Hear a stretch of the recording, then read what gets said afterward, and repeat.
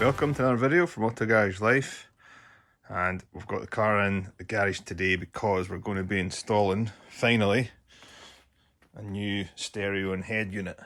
So, got this one off of Amazon UK, and I believe it's the same one that's for sale on eBay and stuff. So let's have a look at it. This was about 250 or something, I think, roughly about that. And it comes with built-in wireless Apple CarPlay, which is one of the reasons why I wanted it. And it's got the 10, I think it's 10.1 inch touchscreen, but it also has buttons for the AC and vent controls, which is what I wanted as well. It also came with the option to put in a reverse camera, which I will put in, but I'm not very keen on this one that came with it, for the simple reason is, see these little screws? They won't last over a winter here. This will probably just crumble to pieces if I have the car out in the winter, so I might buy another reverse camera that's got a solid fitting that I can put into the license plate holder. So I might run the cable for the reverse camera just now and leave it sitting in the boot and do the rest later, because the most important thing is getting the head unit installed. So it comes with this wiring loom, cable connector and GPS unit, I believe, and it comes with some instructions on how to install it. But we're just going to plough ahead because that's what we do here. So first things first, start dismantling the centre console to get the old unit out. Trim tool, pop off this bezel here. Comes off pretty easy, especially mine if you've had it off before.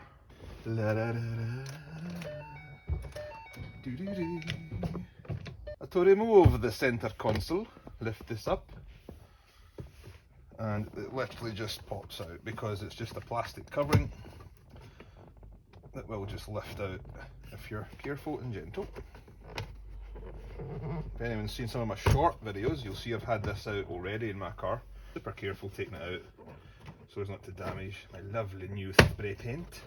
You can either just do that or just leave it like that, because it will have enough flexibility to move out the way and just sit it on the seat. That's not annoying, is it? Not at all. There's 7 mils. Yes sir.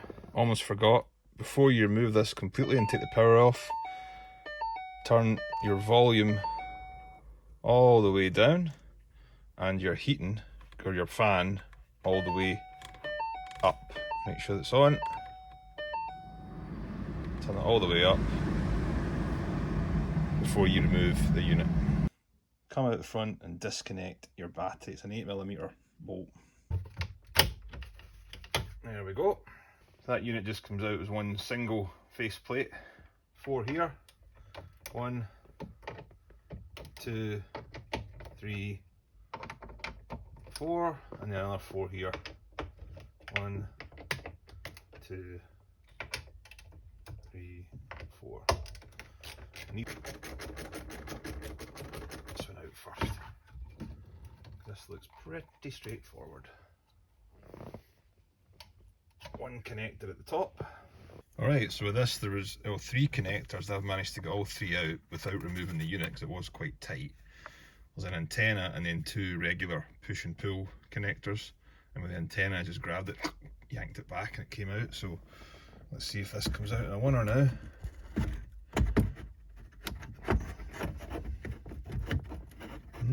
There is something still attached, I think. Yep, so there is, I think I counted 5 connections at the back of that. I could be wrong. 1, 2, 3, 4. There is 5. And you just have to go in and feel for the big one. Those 2. 4 is the aerial and 5 is the little yellow one. So they're all down the bottom and you can reach them from underneath. Mine were very tight. I don't have much slack to get this out without getting them from underneath. So just bear that in mind. There's the 5 that I've got. And you can see you can pretty much get them from underneath or from the top, and just you feel the little clips that push down on 4 of them, pull them out, and with the aerial one it just pulls straight out. Don't you just hate seeing that? Surface rust, it's always like that though. I remember my 2005 Mustang, had it for a year and a half, pulled the radio out and it looked exactly like this. And it was garaged every night. Nothing you can do about it. Anyway, alright, so this is the back of the new unit, and the 5 connections that I've pulled out. There's 1 for the aerial, 2, 3 for the 2 big ones, 4 for the power, and 5 for the heating controls. And you've also got a 6th connection here, which is for the GPS, which is not in the original unit. So everything should match up just fine. Alright, so this is all the cables and wiring you get with it, and you do get this little leaflet which does show you where everything should go on the new head unit. And you get this GPS antenna, which, like I said, wasn't on the original car, but will hook up to the car. And then this little unit, I don't know what this is actually, that will hook up somewhere, but this is the GPS that you can stick somewhere inside the car, so we'll do that. And like I say, the camera, I'm just not happy with that. The wiring's fine, it's just this little bracket. It ain't gonna last, I'll tell you that right now. These screws will die of rust within 6 months out here, so we'll have to leave that. We'll leave that till later, but I'll run this yellow cable from the trunk of the car through the glove box and into the head unit. So the GPS unit, just going to remove the backing. I'm going to just stick it somewhere. Oops. Stick it somewhere solid up here, I think. Out of the way, just up there. Tuck it in up there, out of the way. There's a wee shelf there you can stick it onto. So very dirty though, very dirty. I'm going to give that a clean first.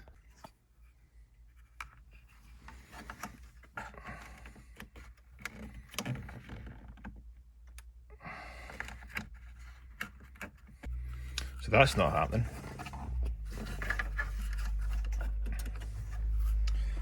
It just ain't sticking, man. There. That's a better place for the GPS unit. Just to the right in there behind this metal bracket. I'm just going to stick it on right there. Keep it out of the way, that'll do nicely. And this is one of those little screw fittings, you can't get it wrong. You put the head unit on, there's only one place for it to go. Okay, let's route a USB cable from here through into the glove box. Alright, so just got the USB power cable. And again, in the back of the head unit, there's only one slot this fits into. So I'm just going to route it through the side here and out through the glove box. And we'll let it dangle in there until its heart's content. Need 2 hands for this, boys. There we are, so we'll get the USB routed through, and the little cable will just sit here and connect to the top of the head unit there. Okay, and I'm going to do something similar with the cable for the backup camera once I get it delivered. I'll go back and install it, but if the cabling's all there, I just need to work at the back. Alright, so first connection to put in is this little aerial adapter. So the antenna goes in there and that will fit into the one in the car. Second one along is your little socket for your backup camera, should you choose to install one. Next one along, I believe this is for all of the, if you've got any amplifiers or anything like that, or subwoofers in the trunk, you can install this. I don't have any. So chance of using that are next to 0. There's some, you can see there it's got labels for various colours of wires, auxiliary in, it's got subwoofer, it's got video in as well. I guess you could hook up a permanent dash cam to it in the front as well if you wanted to. But anyway, okay, so that's the 2 connectors. I might as well just put this one in anyway, just in case in future, proof it, because I'll probably end up losing this connector at some point in time. Alright, one thing we've got to do before we start putting this new one in the car is removing these little clips from the old one. You just pry them apart, both sides, and they just pop on to these connectors here on the new unit. Alright, so you just pry these off. All I do is get a screwdriver, wedge it in there, get my finger, and then lift the other side, and these just pop off, and they quite simply attach back on the new unit. I'll put all 6 on. This connector goes in here, and that connects to the eventual backup camera, which I'll route through the glove box and down back side of the car. The connector with the orange cable and the kind of brown, blue and red goes in down there, which I can only assume is for the AC controls. This black connector here, we'll put that in last because it goes up here for the power, and then that leaves you with this little white connector here, 4-pin one, which goes in there, and we've got our USB cable that I routed earlier, which goes in to the smallest 2-pin. Then we've also got the GPS, which is a screw-on one, so you can hand tighten that. Oops. Hand tighten that to get it screwed down. Get the aerial out of the way. Oh my goodness, my fingers are too big. There we are.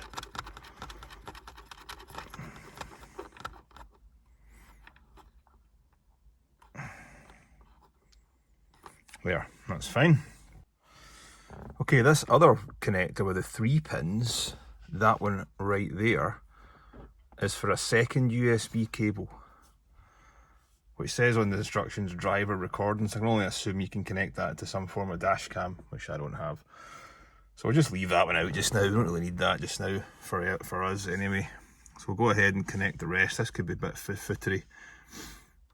Need 2 hands, and then we'll just shove this unit back in, and that should be it. It's pretty plug and play, to be honest. If you've done this kind of stuff before, this one is pretty easy. We've got the aerial to connect there at the back, just want to see it, and that'll just go straight into the adapter that we put in earlier, which is here.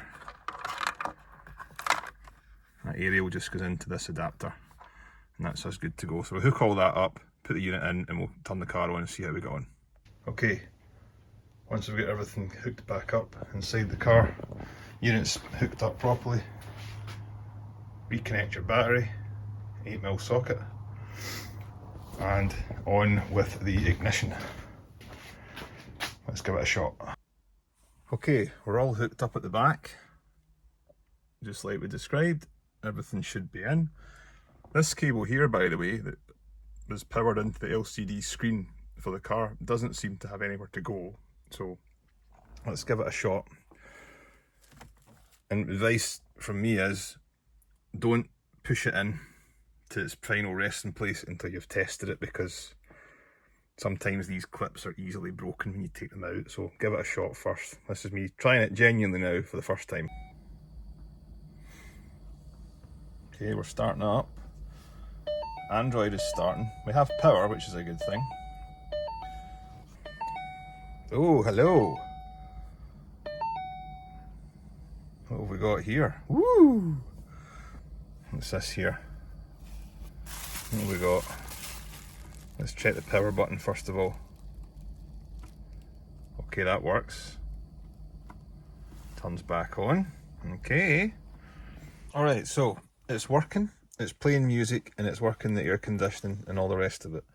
One problem I did have is when I played the default song, whatever that is, turning it up to 1 volume was so loud it was actually deafening me. Tried every setting. I changed the CAN bus settings, I went back to factory default, I changed all the volume settings in Android. Nothing worked except for this. When I go in here and go to sound effects, I turned all of these down to -15. You see that? So when you get this, it sits at 0, and they're all of these dots are sitting at 0, and it's just too loud. I don't have an amplifier on this car, but it was so loud that you couldn't, even with the engine on, it was too loud. So I put this to custom and I set all these to nothing. And it seems to have helped it a little bit.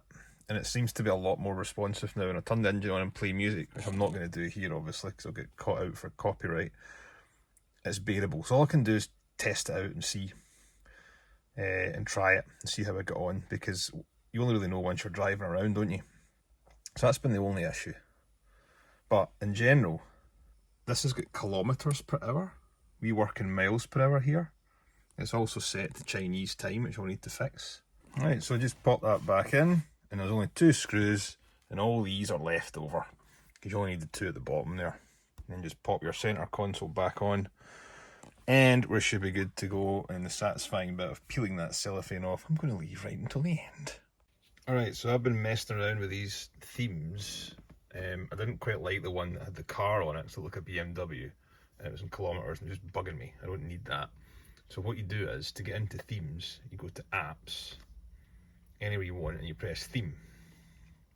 And you can see this has got quite a few different layouts and stuff. You can have your speedo and stuff, or you can have an image in the background. You can have various bits and pieces like the date and time, the speedometer, whatever the hell that is.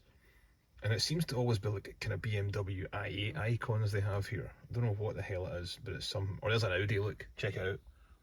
That's definitely an Audi with that big line across the back. But anyway, nothing looks like a Mustang, so it ain't happening here. So I quite liked that one because I picked this one here, UI6, because I can move the apps around. Right, so if I don't like what we got here, calendar or car set something, let's get rid of calendar, right? I can just drag it up to the bin and it takes away. If I want it back, I just go and find it in the app settings and I drag it back in. Pretty cool, eh? So you can customize this screen. What I don't like is this thing here, because this is like built-in music, which is like the default track that they've got here. Yeah, whatever that is. But that doesn't matter so much. Just press Z-Link and it takes you straight to your Apple CarPlay, which is so much better. And this is working really well. And for anybody that's asking, it does work with the steering wheel buttons. Look, next track, next track, next track, back the way. Works perfectly, and the volume works as well. Look, I'm not going to let you hear it, but it does work.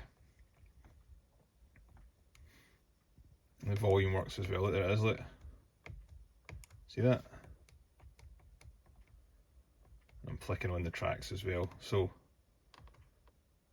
pretty good, pretty good. This is what I wanted it for in the main. I wasn't really fussed about anything else, because you've got your Google, you've got your telephone, the usual iPlayer, iCarplay stuff, whatever the heck it's called. And I've set the date and time just using the Android settings to the UK. So that's what I'm good. And then this thing here, look at this, look. This is a pop-up that I got into in the factory settings for the air conditioning. And check this out. If I go back to the factory settings, to go back home, right? And I go to apps, let's go to car settings. Here we go, right? So it was factory settings, and on mine the code is 48s. And it was protocol parameter settings that I went to. And this has got loads of stuff, right? And if you scroll down, you'll see one for AC floating icon switch, and I pressed that to open. Right, yeah. So that means is, whenever you've got anything on screen, if you want to just quickly access the AC, you just tap this. And as you can see, it does move around to anywhere you want. So if you want it up here or there, just swipe it around. And you can turn the AC. I've got the engine off just now, so it won't come on. But that's quite handy, because that is something you'll want to access all the time. Now if I press home, I'm getting back to my icon screen here. You press that, you can set your date and time. And that's it. So, pretty good so far. The volume thing did flummox me for a good, let's be honest here, half an hour to 45 minutes. That really cheesed me off. But when you actually got the car running, what I've got it set at just now is fine. It's okay. I'm not going to say it's perfect, but it's okay. So I'll do about a week and a half or a week or so of driving, and we'll see how we got on with it. But so far, pretty good. Right, I couldn't let you go without doing this now, could I? The satisfying peel. Oh yeah. There we go. Oh, I've got another one down here. The sound of satisfaction.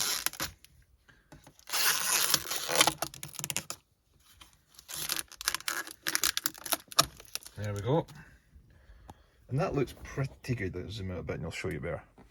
So it looks pretty factory. I was considering spray painting this bezel to match this, which I might still do. But to be honest, I've been without Apple CarPlay or whatever it is for so long that I'm just glad to have this in the car finally. Worth checking out if you're wanting to get one, and they're not anywhere near as expensive as the Dynavan units. They're only like 250 quid, so it's like less than half the cost. Not going to say it's brilliant. Those settings that I got into, I shouldn't have had to do that to set this thing up in the first place. And the instructions tell you absolutely hee-haw about that. Absolutely nothing. Don't tell you how to do that at all. So bear that in mind if you get one. But for 250 quid, I've got what I want. So I'm pretty happy with that. So far so good.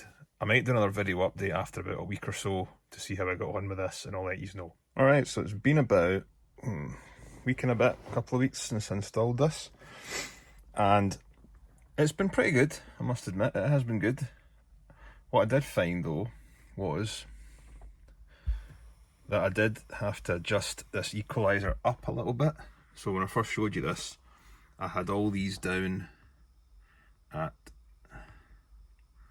-15 at the bottom, but when I was Bluetoothing from my phone, I did have to turn it up a little bit, not because the volume wasn't loud enough, just because I basically had the volume cranked up to like 50-60% of its max to be able to hear it. So I've upped that a little bit. So you might have to do that on yours depending on your setup. There's no amplifiers in my car, so I'm just guessing this stereo head unit makes it sound a bit better and amplifies it on its own somehow. I don't know.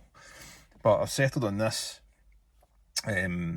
setup, this theme, because I quite like the ability to move the icons and have the Z-Link one right here, which is obviously Apple CarPlay.